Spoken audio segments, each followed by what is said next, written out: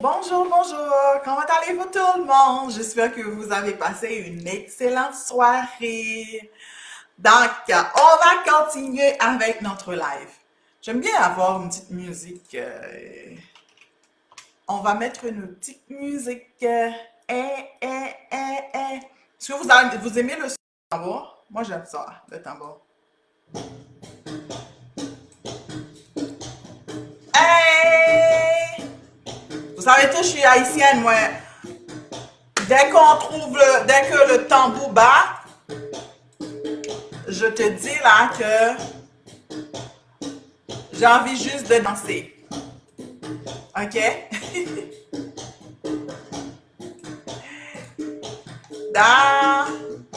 Donc, en attendant, je vous demande de partager le live.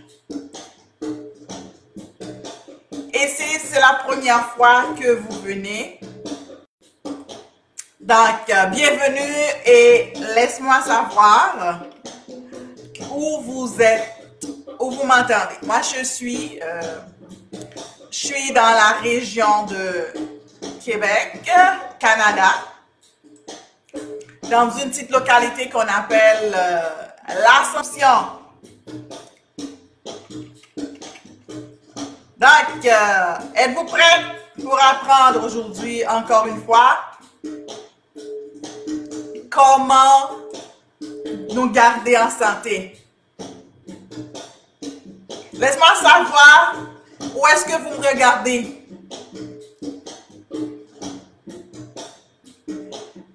Je te demande de partager le live et de commenter parce que j'adore ça quand vous mettez vos commentaires, ok?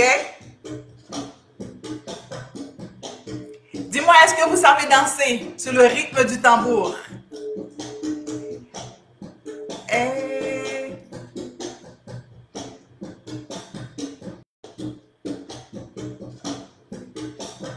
Ah, j'adore ça danser, hein?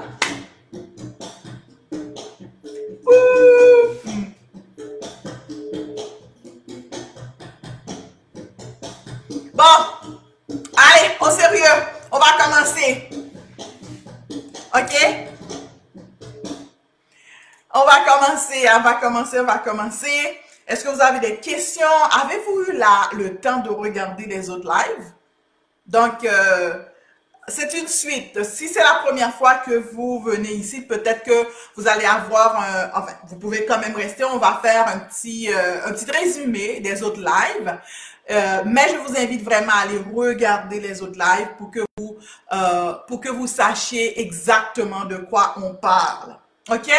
Donc, aujourd'hui, on va parler des différentes solutions qu'il existe, excuse-moi, les différentes solutions qui existent pour rétablir le microbiome. OK? Si c'est la première fois que vous êtes là, le microbiome, c'est l'ensemble des micro-organismes qui sont dans notre corps. On parle de bactéries, on parle de levures, on parle de champignons, on parle de candidats. En fait, c'est tous les micro-organismes qui vivent avec nous. Oui, on porte des bactéries en nous. En fait, on en a besoin d'eux. On a vu dernièrement comment, je vous ai dit, c'est super important afin que vous ayez une bonne organisation ou une bonne équilibre au niveau de ces bactéries-là. Parce que une fois qu'il y a un déséquilibre qu'on appelle dysbiose, ce qui va arriver, vous êtes sujet à des maladies. Et on a vu les différents troubles, on a dit les maladies de diabète, on a dit des maladies au niveau du foie, des maladies hépatiques, on a vu aussi des maladies au niveau du cerveau que ça peut atteindre aussi. C'est pas des choses qui sont catégoriquement, mais c'est juste qu'on a fini par voir que ces personnes-là, effectivement, avaient des difficultés avec ces maladies-là, ils ont regardé qu'ils ont des débalancements qui se trouvent au niveau du microbiome. Donc, on a dit aussi des maladies au niveau du cerveau, on parle du spectre de l'autisme, on parle de la maladie d'Alzheimer, on parle également de la maladie Parkinson, on parle également de démence, de maladie Alzheimer, on l'a dit. En fait, différents troubles qui peuvent se poser s'il y a un problème au niveau, un débalancement au niveau du microbiome. OK? Good, good, good. Dis-moi, est-ce que la première fois que vous assistez au live ou vous retournez? J'aime bien savoir, OK? Donc, on va voir les différentes solutions qui existent au problème de microbiome. Donc, on a les différentes solutions, on a dit les probiotiques, on a les prébiotiques, on a les symbiotiques, on a l'alimentation et la transplantation fécale. Yeah. Donc, en fait, ça fait 1, 2, 3, 4, 5 différents types de solutions pour nos problèmes. Donc, vous pouvez, c'est à titre éducatif seulement que je vous donne, que je vous parle de ça. Je ne peux pas vous diagnostiquer parce que je ne suis pas votre médecin. Dans le cas où vous voyez que j'ai dit quelque chose qui semble à votre cas, s'il vous plaît, consultez votre médecin. Ou du moins, si vous avez beaucoup plus besoin d'informations à ce sujet-là, vous pouvez quand même me contacter. En tant que naturopathe, je pourrais vous guider sur comment savoir, comment prendre soin de vous. Et salut Verlaine, merci de venir d'assister au live. Je pense que hier tu étais là également. Merci et je vous demande de partager le live et rester pour apprendre.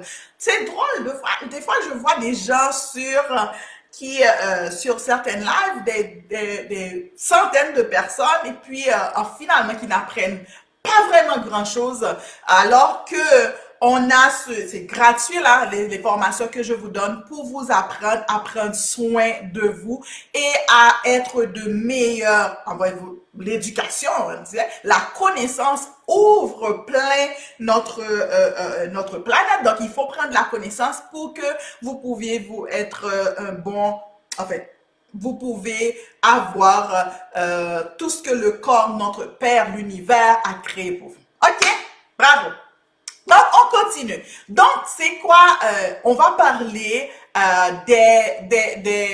des solutions qui sont un peu plus, comment on t'a dit, qui sont un peu plus, pas trop connues. Par exemple, on parle de la transplantation fécale. La transplantation fécale, qu'est-ce que c'est? Donc, comme le mot, vous l'entendez, transplantation fécale, effectivement, ça aide à introduire les selles d'une personne en santé parce que la personne qui va recevoir cette transplantation-là a un déséquilibre au niveau de son microbiome, ça veut dire un déséquilibre au niveau des bactéries qui sont à l'intérieur du corps, plus précisément les bactéries intestinales. On a vu que les bactéries intestinales sont plus de 100 000 milliards de bactéries.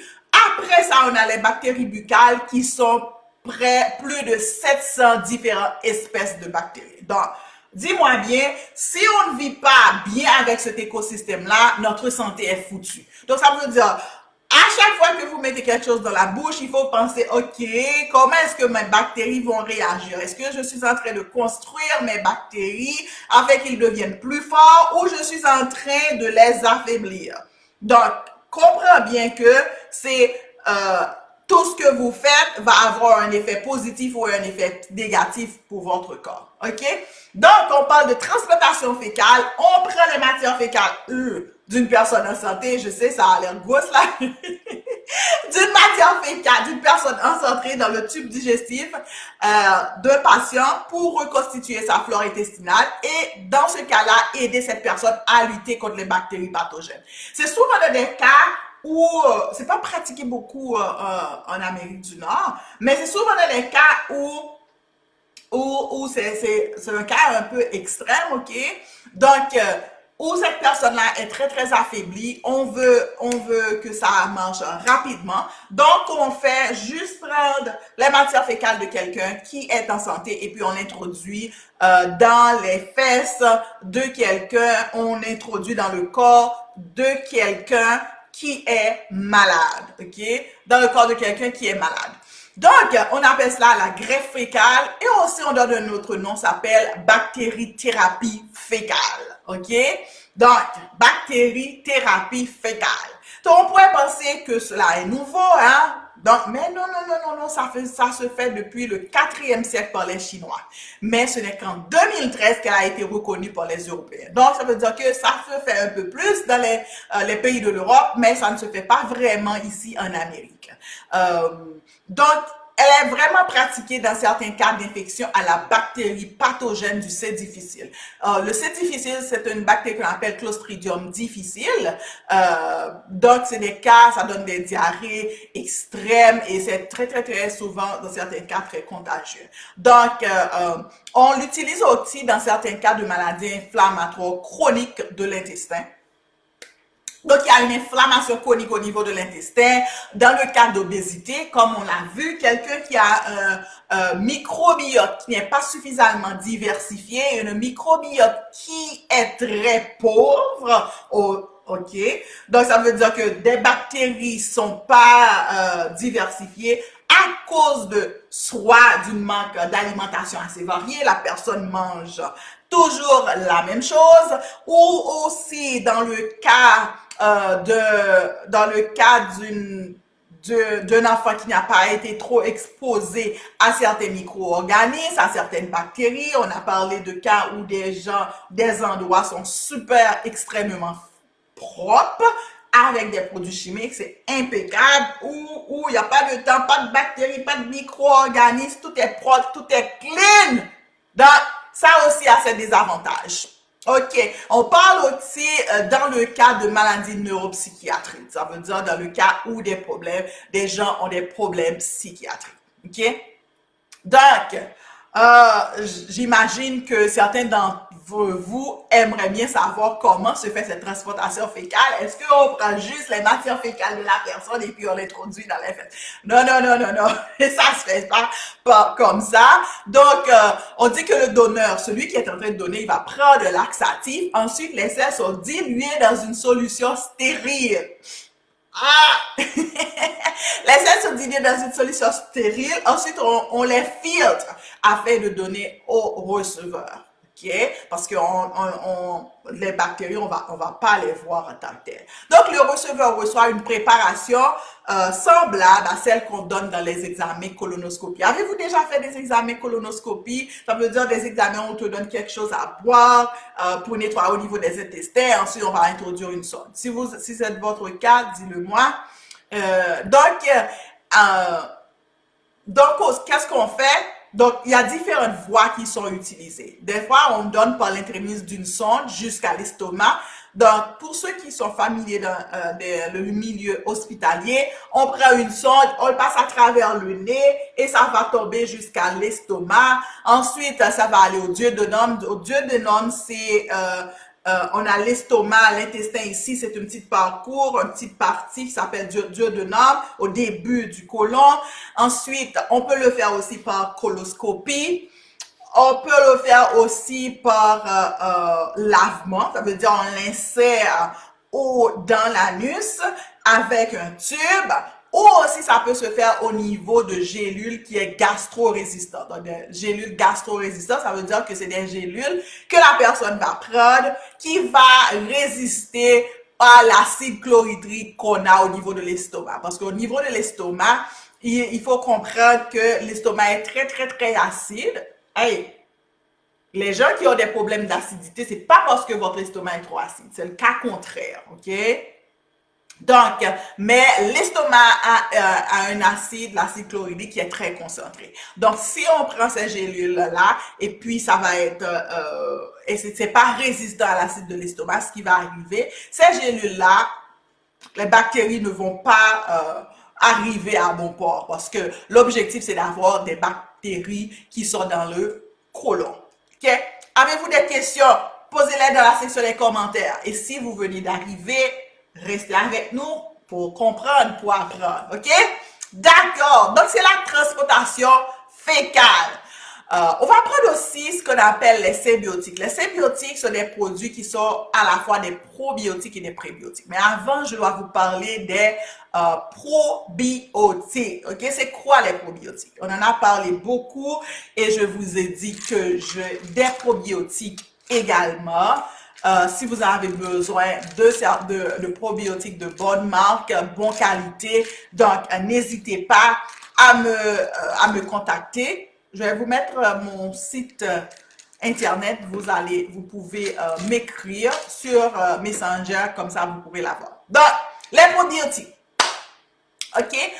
Les probiotiques agissent direct sur l'écosystème intestinal afin de l'améliorer. C'est-à-dire des gens qui ont des problèmes souvent au niveau de l'intestin. En passant, vous savez que 61%, on avait fait un survey de plus de 80 000 personnes et puis on leur posait des questions en ce qui a trait au niveau des problèmes gastro-intestinaux et on a trouvé que 61% des personnes ont dit avoir des problèmes gastro-intestinaux dans la dernière semaine où ils avaient fait. Et en passant, des fois, les gens pensent, OK, problème gastro-intestinal, c'est l'irritation du côlon ou cancer du côlon, ou aussi on parle de maladie de Crohn, on parle de colite ulcéreuse aussi. Mais attention, si vous faites des gaz à répétition, c'est aussi un problème gastro-intestinal. Moi, j'avais l'impression, j'ai déjà raconté cette histoire que dans mon enfance, mon grand-père pétait. On l'appelait une machine à gaz parce qu'il faisait constamment des pètes. Et je vais vous le dire là, j'ai hérité un peu de ça, ok? Donc, il faisait des pètes à répétition et puis moi, je pensais que c'était normal.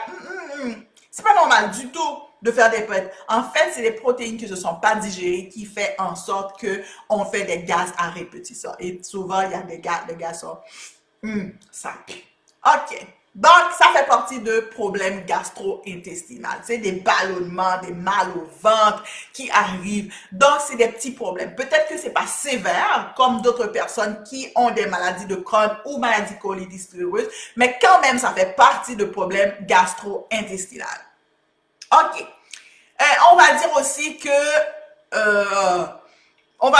que ça aide à booster les probiotiques aident à booster la réponse du système immunitaire et diminuer aussi l'inflammation.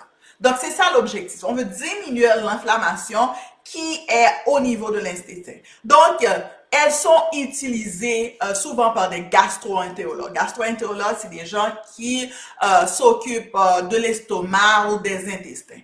Donc, c'est quoi leur objectif? Donc, est-ce qu'il y a parmi vous qui a déjà utilisé des probiotiques? Est-ce que c'est la première fois que vous entendez parler des probiotiques? Si oui, laisse-moi savoir. OK? Donc, les probiotiques améliorent le confort intestinal. OK? Ça améliore le confort intestinal. Pourquoi? Parce que ça va aider à diminuer l'inflammation qui est au niveau de l'intestin. OK? Ça va diminuer l'inflammation qui est au niveau de l'intestin. Attends juste une minute. Il y a quelqu'un qui m'a écrit. OK. Donc, ça va améliorer dans le cas où des gens souffrent de maladies de l'intestin irritable. Maladie de l'intestin irritable, on sait que dès que la personne mange quelque chose qui a des fibres, la diarrhée. Yeah, c'est ça.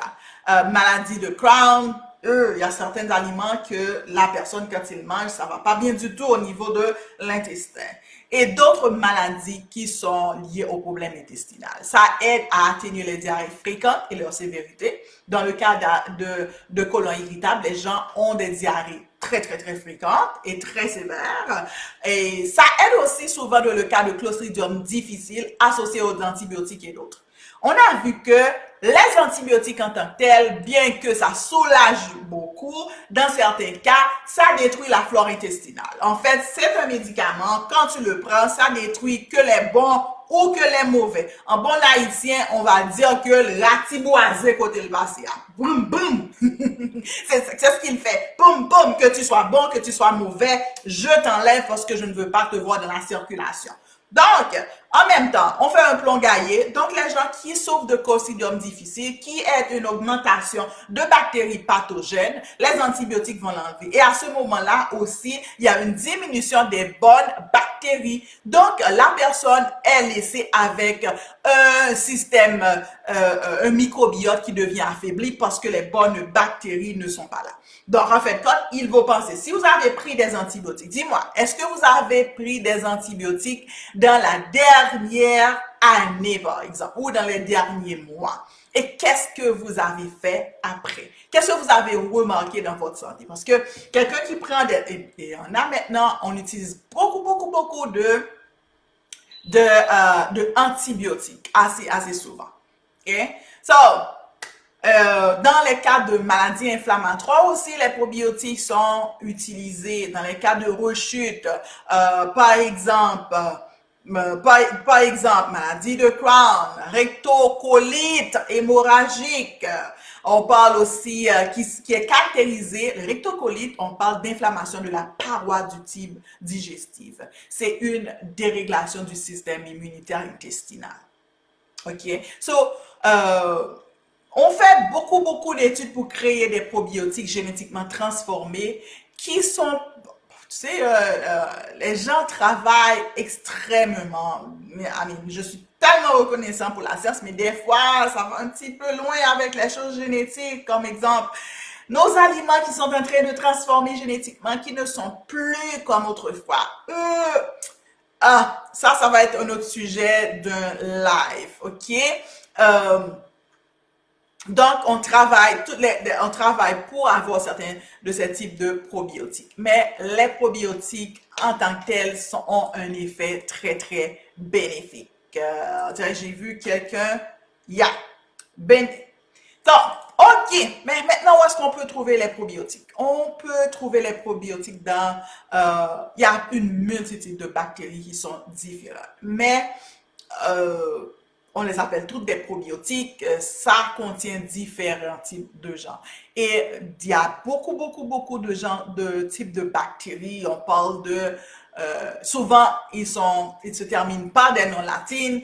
On parle de lactobacillus, on parle de bifidobacterium, streptococcus, en fait, plein de noms. Et à chaque difficulté et à chaque problème que vous vivez, il y a un type de probiotiques bien adaptés. Par exemple, dans le cas où vous avez des problèmes d'eczéma, on va avoir un type de probiotique qu'on va vous donner. Dans le cas de certains problèmes d'inflammation, il peut y avoir différents types de probiotiques. OK? Donc, avec votre professionnel de la santé, vous pouvez regarder c'est quel type de probiotique va aller avec le problème que vous êtes en train de vivre. OK! Et même aussi, on donne des probiotiques dans le cas de candidose vulvo-vaginale. Tu sais, quand ça gratte au niveau du vagin, c'est comme il y a un déséquilibre qui se fait au niveau de la flore vaginale. On avait vu aussi que la flore vaginale contient aussi ses propres bactéries. Ça contient aussi ses propres, son écosystème. Je vois beaucoup de gens qui mettent des choses à l'intérieur du vagin sans pour autant avoir des problèmes. OK? Là, je pense, il faut faire très attention parce que c'est un milieu qui, à lui seul, est capable de faire certaines choses. C'est sûr que moi, en tant que naturopathe, on va peut-être vous donner des choses comme des bains vaginales. Dans notre culture, on le fait aussi après l'accouchement. Dans certains cas de fibrome, de kyste ou de stérilité ou de de syndrome polycystique ovarien. En passant, si vous avez des problèmes de ce genre, je suis capable de vous aider, de vous accompagner dans votre démarche d'infertilité ou de problèmes de fibrome ou de problèmes de kyste. C'est un processus dans certains cas qui sont trop lents. Donc, je peux vous donner des douches vaginales à prendre pour aller directement au niveau de l'utérus ou aussi des plantes pour mettre comme des ovules pour mettre les plantes directement à l'intérieur. OK? OK? Donc, c'est sûr que ça se fait aussi avec l'accompagnement d'un professionnel de la santé, en outre, un naturopathe, si vous désirez d'aller, de suivre la façon un peu plus naturelle avec des plantes. OK? Parfait. Avez-vous des questions? Est-ce qu'il y a des femmes qui m'écoutent? Est-ce que vous utilisez des douches vaginales intimes? OK, faites attention à ne pas mettre n'importe quoi ici à l'intérieur. OK?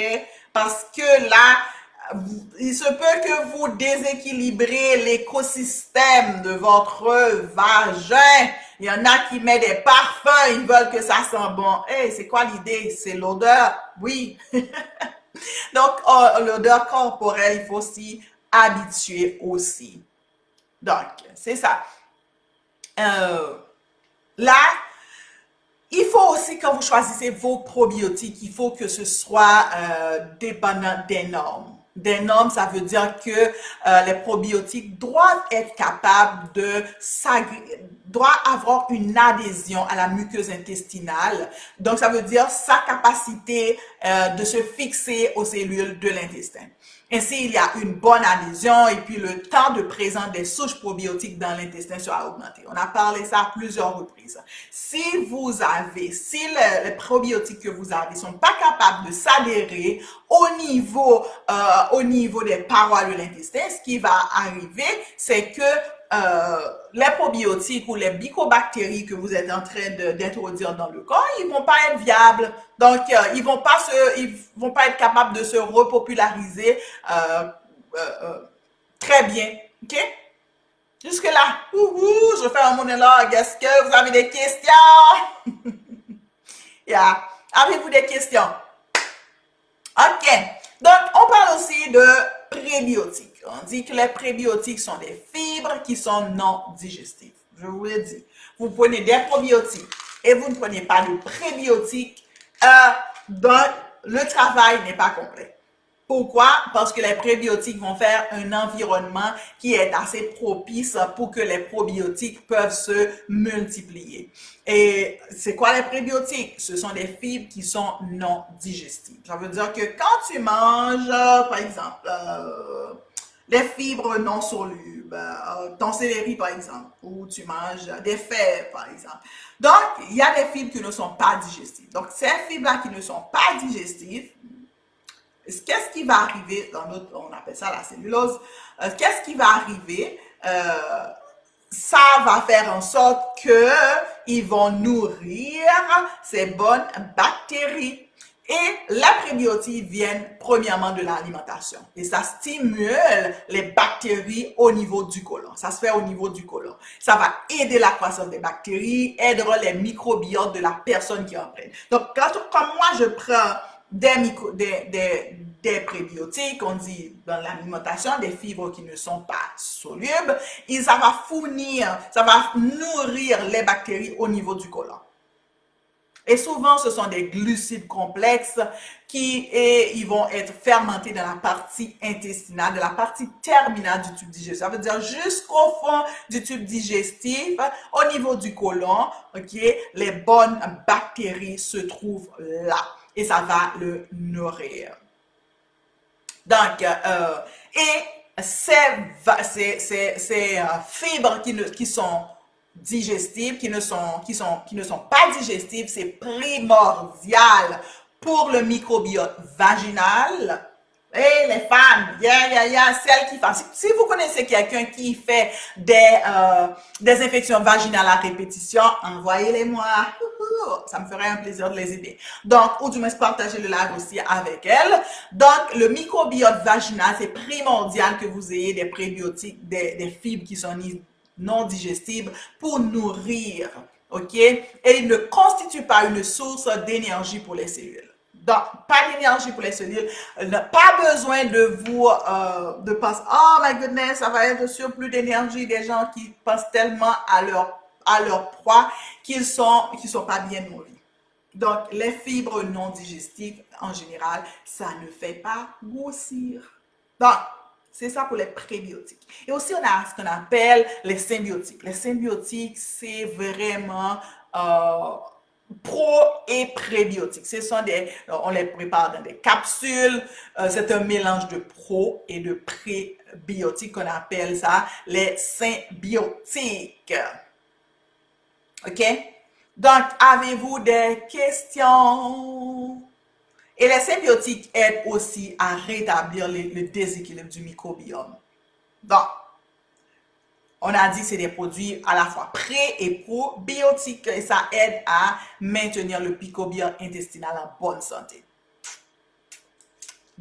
Et vous savez que dans un organisme en bonne santé, il y a environ 100 000 milliards de germes dans la flore intestinale qui vivent en parfaite harmonie pour former l'écosystème stable. 100 000 milliards. Et malheureusement, certaines substances comme les médicaments, les antibiotiques, les infections, d'autres maladies détruisent cette harmonie. Donc, il faut faire tout ce qu'on est capable de faire pour qu'on puisse rétablir l'harmonie au niveau du microbiote. Il faut vivre en harmonie avec notre écosystème à l'intérieur de nous. Et ceci, c'est la même règle qui s'applique aussi dans la vie. Il faut savoir vivre en harmonie avec les autres, bien qu'ils ne sont pas de la même culture, de la même race, de la même religion. Donc, il faut apprendre à bien vivre avec ces gens-là. Donc, c'était tout pour aujourd'hui. Perpétue Robert, naturopathe. Si vous avez besoin de moi, vous pouvez me contacter sur perpétue.robert@gmail.com ou du moins sur Facebook, envoyer un message sur Instagram. Et n'oubliez pas, si vous voulez vos probiotiques, de me contacter. Si vous voulez des produits pour avoir de beaux cheveux, j'en ai. Ce sont des produits qui sont naturels. Ce sont des produits qui n'ont pas de toxique et ça aide au balancement du microbiote au niveau de la tête. C'était tout pour aujourd'hui. Perpétue Robert, naturopathe. Bye! Bon, c'est bien ça. Je vous envoie des bisous. Bye!